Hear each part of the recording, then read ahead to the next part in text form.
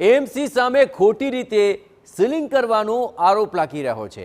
પહેલા એકમને સીલ મારી દેવામાં આવે છે, પછી કચરો નાખવાનો આરોપ લગાવાય છે। બોડકદેવમાં સોલિડ વેસ્ટ વિભાગની કાર્યવાહી સામે કેટલાક સવાલો ઉઠ્યા। આપણે જણાવીએ કે પાન પાર્લરને સીલ મારીને પછી કચરો નાખ્યો હોવાનો આરોપ લગાવાયો। ટાર્ગેટ પૂરો કરવા માટે આ પ્રકારની કામગીરી કરાતો હોવાનો આરોપ લાગી રહ્યો છે।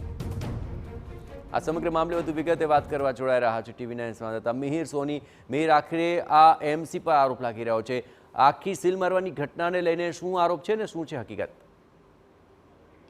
જે એએમસીની ફેક સીલિંગની કાર્યવાહી છે તે સામે આવી છે। પહેલા એકમને સીલ મારવાનું અને પછી ત્યાં કચરો નાખવાનું આખું જે રેકેટ છે તે સામે આવ્યું છે કે જ્યાં આગળ બોડકદેવ જજીસ બક્ષો જે સોલિડ વેસ્ટ વિભાગના કાર્યવાહી ઉપર અનેક સવાલો છે તે ઉભા થયા છે। કારણ કે જે પાન પાર્લરમાં પહેલા સીલ મારવામાં આવ્યું અને ત્યારબાદ સફાઈ કર્મચારીને ઓર્ડર આપી અને જે દુકાન છે કે જે ત્યાં આગળ કચરો છે તે ઠાલવવામાં આવ્યો।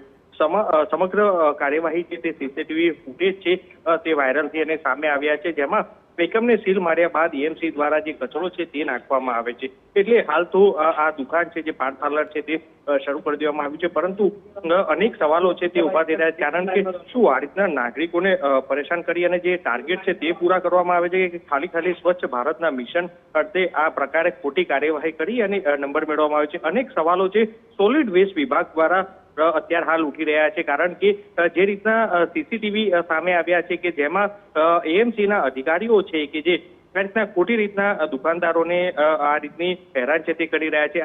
આ સમગ્ર મામલે હાલ તો સીસીટીવીમાં કેદ થયું છે।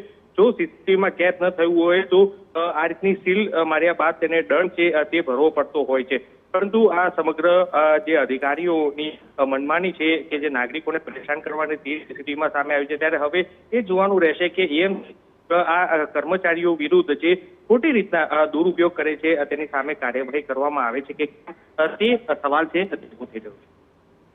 આભાર મિહિર, તમામ ગતિવિધિઓ પર આપ નજર રાખતા રહેજો। તો હવે આ સીસીટીવીના આધારે આખો મામલો પ્રકાશમાં આવી રહ્યો છે। ટાર્ગેટ માટે શું ખોટી રીતે સીલિંગ કરાઈ રહ્યું છે અને આ પ્રકારે ટાર્ગેટ પૂર્ણ કરવા માટે સીલ મારી અને ત્યારબાદ કચરો ફેલાવાઈ રહ્યો છે તેવો આરોપ પણ લગાવાઈ રહ્યો છે।